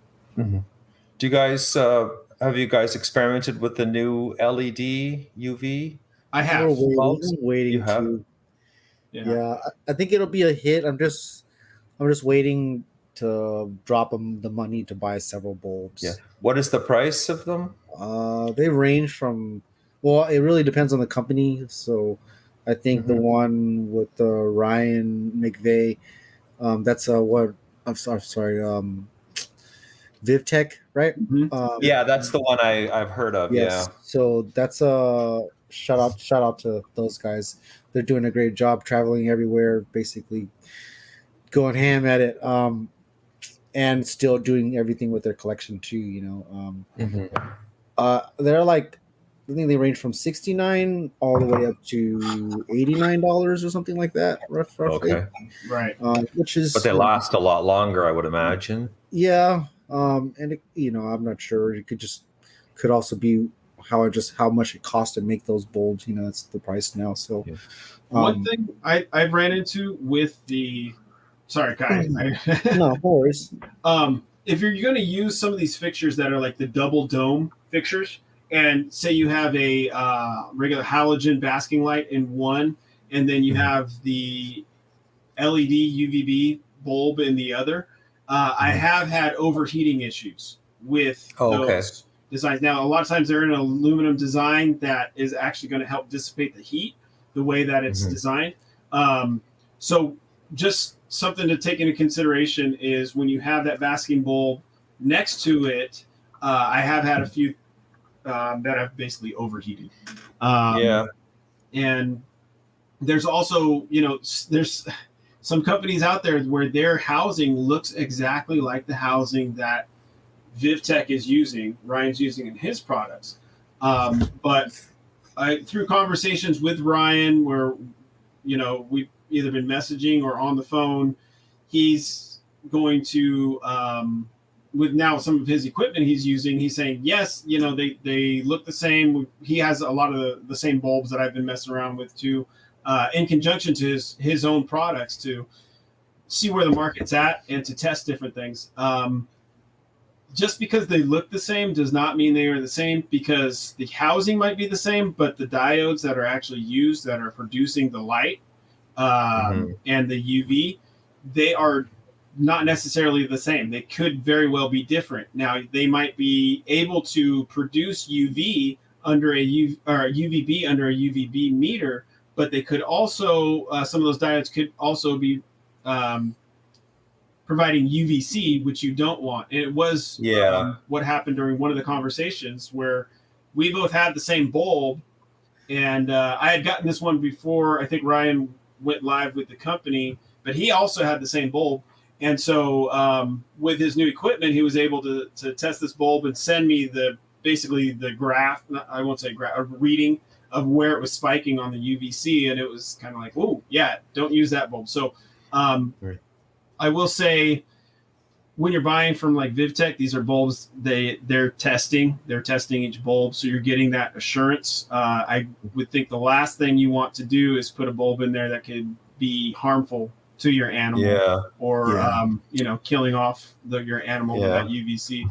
So, and their warranty, their guarantee, you could also message and talk to someone directly. So I want people to take that in consideration. I know there's other bulbs out there, they might look the same. And you know what? Maybe they're great bulbs, but if you don't know, if you're not testing, if you're not buying the $200 meters to test these different wavelengths, I would not take the chance. Buy the meter. Buy the meter. Yeah. I have the one that measures the Ferguson zones. Yes, but I don't have the one that measures the spectrum. So that, or simply a UVC meter. Also, now they're still about the same price range as your like solar meter. Okay. But they do measure for UVC, and that can be helpful. So I have one of those. That's all they measure is just UVC? It's just UVC. So far, I haven't found one that does, as far as the little handheld ones, that's going to measure UVA, UVB, and UVC and give you the different, levels of what you're getting there. So let me, I'm going to mute this and step away just for a moment, guys. No worries.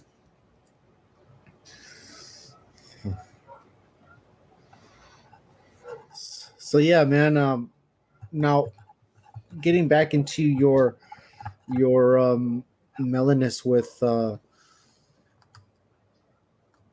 when do you want to introduce them?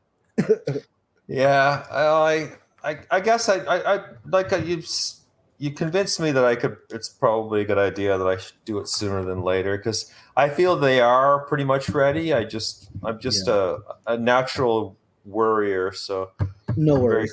Very cautious person. Yeah. And like I say, breeding is like I want to breed because I feel it's like my responsibility to. Hey man, what it takes is, it may not take like having a ton of animals. It may be like what we talked about earlier, where you can focus on just the pair, and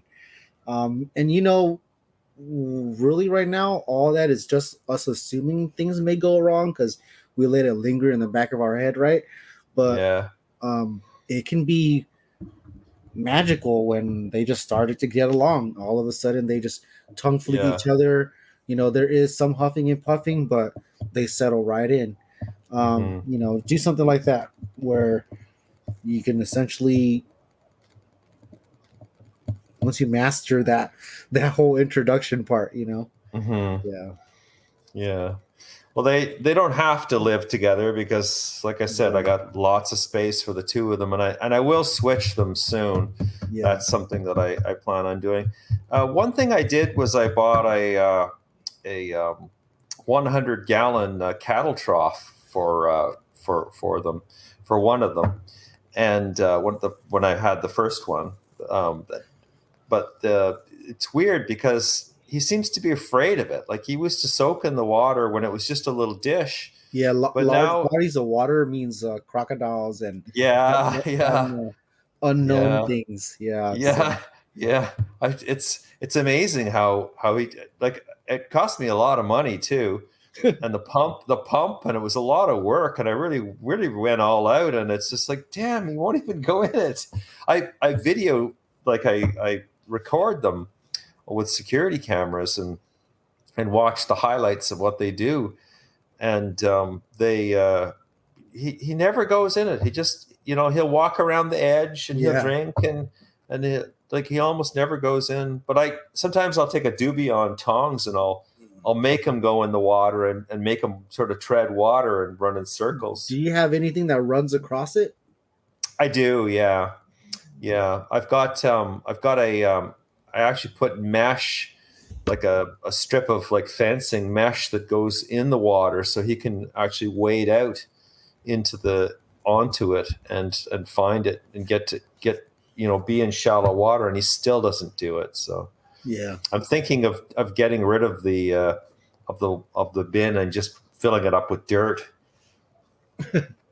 as it, a like a it might be more useful for me. yeah I think a lot of people they think all right, mangrove type of monitors, or maybe they even look like they have a laterally compressed tail for swimming, right? And they are yeah agile swimmers, don't get me wrong. But I don't keep them that way actually at all. I have pretty small water dishes. Most of them have just cups of water to drink out of, and they yeah have maybe a little splash kitty litter pan, right? But hmm and then I change that out every day. But really, my soil is much more ample and more important than what I consider water. The water they hmm just need to drink, right? But they yeah need moist soil to shed well. hmm Even more importantly than water, because if they just sat in water, they get waterlogged and their scales hmm get messed up and stuff like that. But yeah yeah, with just enough balance for me, I have their scales perfect, and for you, it seems like the same thing because yours is quite. Your enclosures are very large, where everything is spaced out and essentially gets to have a lot of dry areas. hmm Yeah, that's a good benefit. yeah. I can sit and have a coffee and read in there, so it's I just go right in the cage and sit right in there, and it's a great way to get them become like used to you. Yeah, yeah. You're lucky you got that option, man. I wish I could sit into most of my enclosures. I have a male that even though he's in a 8 foot enclosure, I feel like he can utilize a whole room if he needed it. Yeah. Yeah. Mhm. Most of my enclosures are just about 6 and 8 feet. So, but Yeah. my monitors are really only 3 to 4 feet long max. Yeah. So are your mangrove monitors, are they smaller than Quince's? So I have quite a few different types, right? Okay. So I have Indonesian type, which are very large, and I would say along the lines of an adult male Quincy monitor. Even the females get that big. Okay. Most Quincy monitor females barely peak at 3. They kind of stay in that 2 to 3 foot range.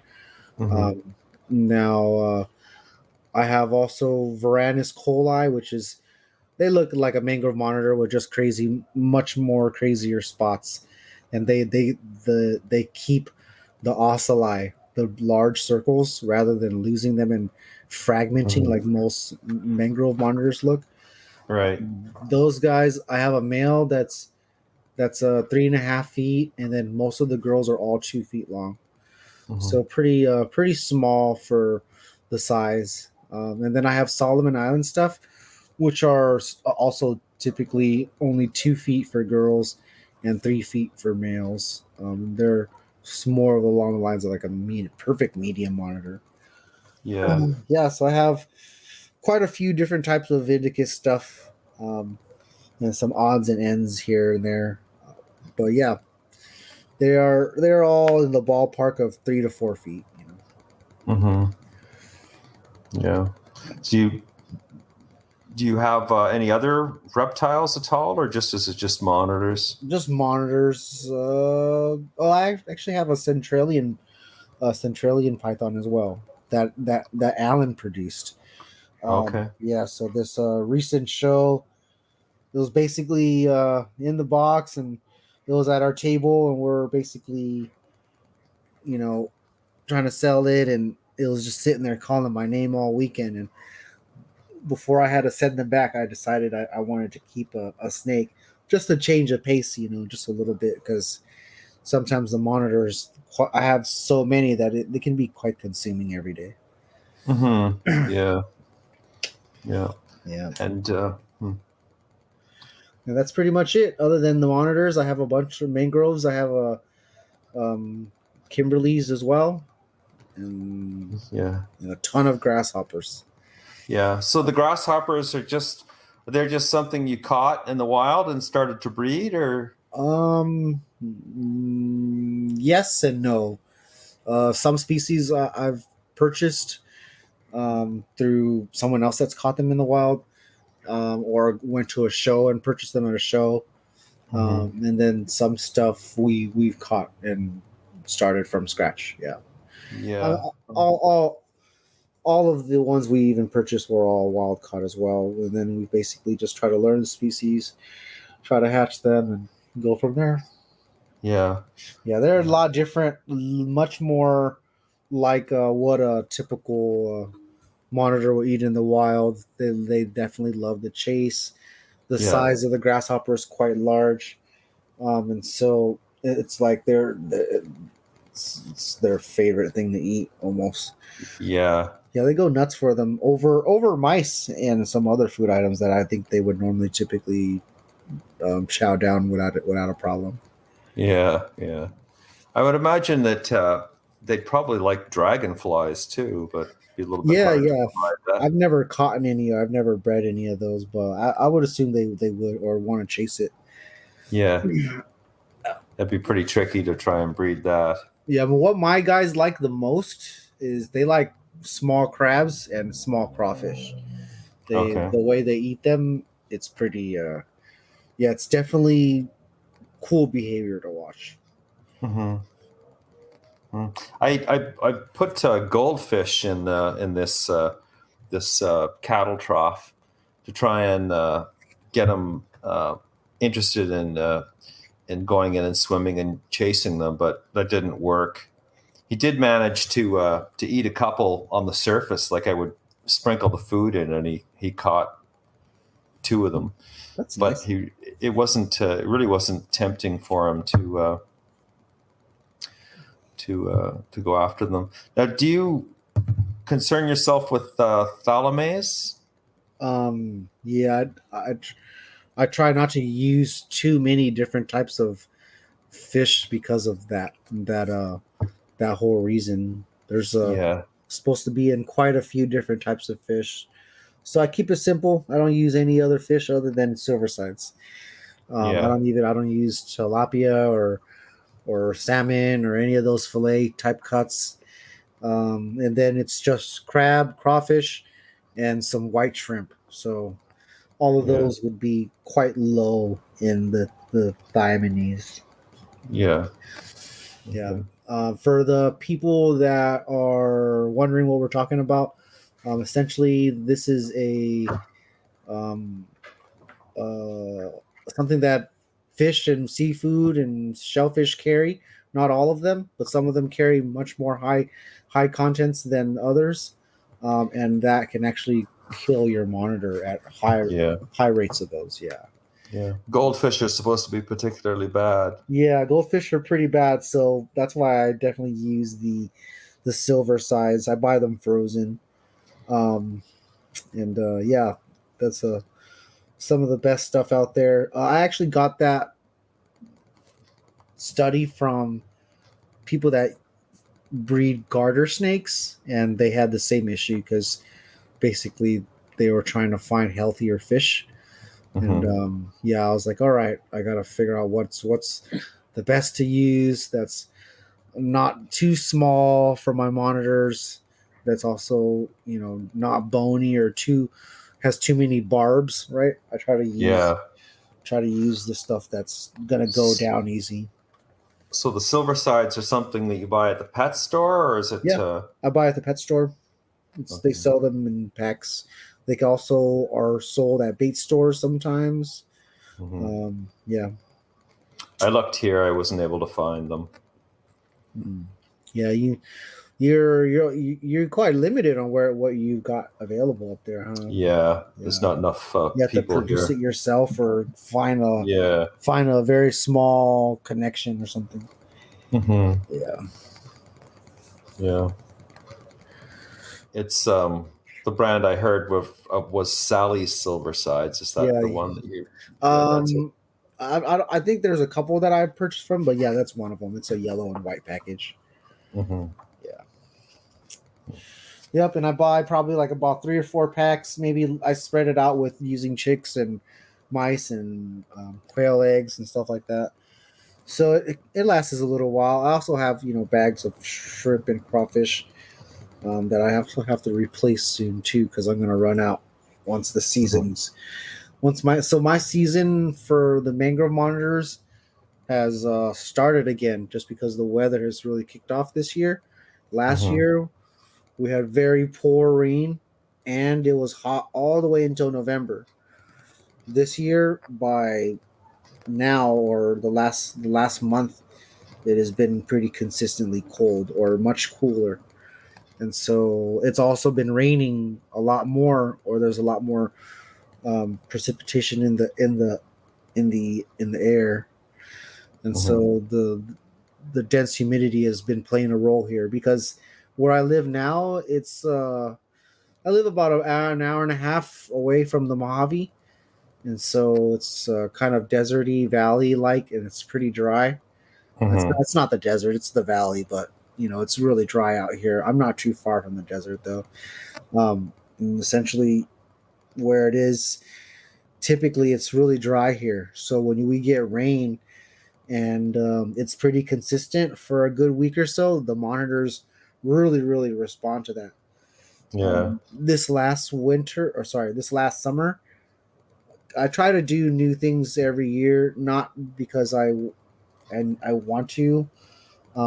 It's because I want to get better results for my monitors, so they don't always lay good eggs. So I want a better, see if I can do something better, or this clutch didn't do too well, and so I just want to see if she can. I always change it up, see what I can do to make them lay better. So this last summer, I kept them pretty dry and didn't do a whole lot until maybe I'd say August, September, and then the weather I started to change and give them more soil. I started to spray them down a little bit more. And what I'm following is the Southern Hemisphere's weather typically. Now, all right. To kind of explain to the people that are listening and maybe wondering how to set up their melinus or other Indonesian species of monitors, right? You're going to do your research, and a lot of people are going to be keeping them typical, pretty warm, humid. But there's part of the year where it's essentially less rainy, right? It's their dry season or partly their dry season. It'll still be humid because there's still so much saturation in the soil and everywhere else, kind of, where even the sun hitting it still is going to create humidity in the region, right? So it'll still be somewhat humid, but the nights will be colder because there will be no clouds or very less clouds. Okay, so I take this time from, I'd say, April until end of summer, which is usually like July, September, right? And I take those months now, and I've been basically keeping it cooler and drier. I have the AC on during the summertime, so it brings the room down to a good 75, 80 degrees sometimes that they're in, especially on the floor, and they lay down there a lot, and so they're getting those temperatures. And so keeping them dry and at that temperature with less food, when it comes time to be producing them, which is now, I have added back the moisture into the enclosure. The moisture in the air, because it's raining outside, has been adding to the overall abundance in the air in the house and in the room. And then I've adjusted the heat for some of them. So what happens is, you're trying to fight the weather a little bit because it is cold. I'm not trying to fight it so much where the room is extremely hot, but I want to keep it from getting, to the 50s and stuff like that, especially drastically. So I have to add a little bit of heat, and you're going to add heat in your house because people don't like it cold so often. And so, your overall ambient may be warm rather than letting your house just succumb to the weather and becoming 50 degrees. So your natural change, or for my own natural change here, adjusts to the whole house and the room, and it really plays an effect on now the southern hemisphere weather is kicking in, It's if you look at the weather over there, it's raining a lot there. Every day it's raining. When I look at the weather for Solomon Island and Kai Islands, those are where most of my animals are from, and I'm trying to copy the weather a little bit. It's not raining a ton, but I do spray it down a bit more. It's more humid rather than what it was 5 months ago when it was summertime. So it's quite different, and I do that on purpose. And I'm just trying to get something a little bit better. Me matching with the southern hemisphere is quite hard because you have to fight summertime, and summertime here is 100 degrees. So me having the AC on pretty high just to keep the house cool can be quite expensive, But I used to be able to just also produce them when it's off season, when it's totally different, and it's the northern hemisphere, which would be like your northern colubrids. They'll typically cool down in October, November, maybe December, January. You can warm them back up, and that's typically the northern hemisphere cool down. That's what a lot of people are used to, and that's what I'm used to as well, because I used to do tortoises and stuff like that where they'd have to hibernate, and I used to do corn snakes and bull snakes a little bit, and so I'm typically used to cooling those animals down and getting them to breed. Right, that's how you breed a lot of snakes. That's how you breed a lot of pythons, things like that. You can apply that to this as well. It may not work just because some animals hook up a lot better on how they naturally would do it. So I have to think, even if I want to do it the northern hemisphere way, which is be cooling them down for wintertime, and then during springtime when it is warmer, I'll have to spray. But it also is drier. It's dry here as well. It's also dry here now, but with the rain, it changes that up a bit. I have the rain working in my favor during this time of the year. Do many people succeed in breeding melinus monitors? Not at all. No. There's a handful of breeders. It's the whole complex that is very scarce in itself. Yeah. There's no Dorianus breeders. I don't think anybody's breeding tricolors, peach throats. If there are, they're not speaking up, or they're not out there in public, and just so we don't. It's not that we can't count them. It's just there's nothing to count because we're not there, So, just something to think about. Where I myself in the United States, there are maybe a couple of us, and that's it. Yeah. And in Canada, there is. Do you know who Cody Joe is? Is that the guy who has He has a reptile Canadian cold-blooded? Right. So, that's the guy? Yeah. He's in Alberta, I think. Yeah, he breeds Varanus Indicus as well, but he also has quite a few of the other complex trying to breed those as well. But he has had success with mangrove monitors, the same kind that I just hatched out.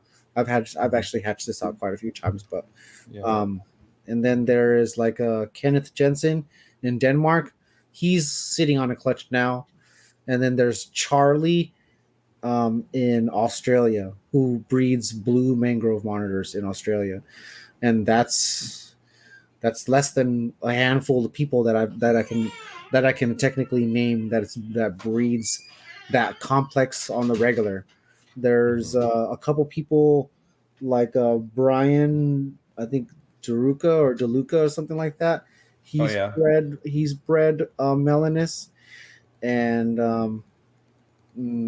there is Anthony Sains that's hatched them out a couple times, and then a couple zoos that have successfully worked with them. Don't get me wrong, there may be a couple other people, but I just don't know them, or I don't know of them. So make yourself known. Sorry guys, I stepped away, but I'm back. Hey, you're back, and you can close it out. We're I'm looking at the time on there. So sorry, I stepped away. Hey, no worries, man. I just wanted to ask Mark. It's getting close to the 2 hour mark. I just wanted to ask if you had any more questions that we can help you with. No, I think that's pretty much covers it for now. Like Yeah, we could always do a part two, and yeah, obviously when we get to the nitty gritty of stuff, the episodes may not always just be about like, all right, I bred them or I'm breeding them, but it's the process because that's what a lot of people are getting. And the to, mistakes too. Yeah, the mistakes are very important. You got to share your mistakes so people know what to do and what not to do. Yep, that's what this I podcast appreciate is all what about. I appreciate what you guys do. There's not many people who would help out the competition, which is what you guys seem to do. Because you guys teaching everybody how to do what you do. Hopefully some of us can get it right and have some success with this species or that species. And, for me, I would love to know that the up and coming keepers, the people that are getting into it, looking at monitors now, that some of these animals we're talking about, some that aren't accessible now, will be because of the work that's being done. And any kid that was in our position at one point in time can take that piece of Australia or Indonesia that they're fascinated with and use it as a base for the rest of their life, really, to find that animal that they're interested in, their holy grail, and work with it, and then start in that direction and use that as a stepping stone for whatever they're doing or wherever they're going with keeping reptiles, or for that matter, just I guess a lot of times when we're reptile people, we turn out being just animal loving people. Bird people, we love seeing where they come from. We love the habitat, the seasons that they experience, the type of terrain and biodiversity that they come from, and it just So if this can be somehow a part of that, that would just make my day. Just a lizard. Well, you never know in 50 years or whatever. People might be a common thing. Like you may be laying the groundwork for something that could be quite common, and there could be a substantial. For me, I got tired of turning a blind eye at watching female monitors die. It's a big one because there's the secret ways, and they're not as secret anymore. Now it's just having a good enough enclosure, basically something that is sustainable for the female. Before the nest bins and having ample amount of soil for them to utilize wasn't really practiced before. It was just the surface of the soil and above. It wasn't the surface of the soil and below. Now we try to implement that so that way people understand just how important it is for your female monitors, to be able to go through that whole process. And now, like for me, it's, even though I'm one of a handful of people, the Indicus stuff is doing breakthrough stuff for monitors right now. It is the harder types to breed. We're trying to understand just what flows with things as far as the difficult species to breed. The easier stuff, or the stuff that seems to hook on quite well, like a lot of the Australian species, things like that, they seem to be bred quite easily. The water monitors seem to go a lot simpler. But there are the ones that, are imported cheap or imported all the time, but you never see captive bred. There's got to be a reason why. And, we want to save some of the ones that are coming here that are sort of here for their imminent death. But, we want to kind of make it's where there's a lot more success. And then even though they may start off in fractions and small numbers, it'll grow more. Maybe some people it'll click for them. I am doing stuff that is not practiced by a lot of monitor keepers, even ones that have been keeping the same species for quite a long time. I do things that I send them through the cold, and I don't feed them for a long time, or I just do things like I dust every day. I'm doing things totally different and it's hooking up for me. And hopefully you'll be able to think the same way.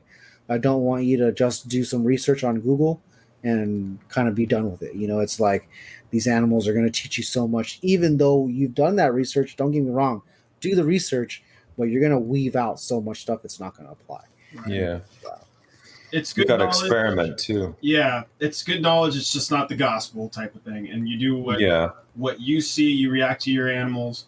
Don't I guess book knowledge your animal to death. Get hands on, make those adjustments, and when you see improvement, document that or make a mental note and understand why. And hopefully, in the coming future, the Indicus complex will be along the lines of, the other monitors that are now being more commonly bred, and the information will get refined. And Kai's doing a lot of work, and, a lot of people are paying attention. Absolutely right. But just like the other animals, I think it's going to be even more so the people that come along now that pick up or that are working with, and because Kai is one person in one part of the world. And so when all this different information for this same type of monitor species can be brought together, and then people trying their own mixture of stuff, and the more information that can be shared, the better, and we'll unlock some of these key details. So. Yeah, like we're waiting for people to breed Jumerals monitors, rooted black roughnecks, stuff like that. Peach throats. Peach throat monitors.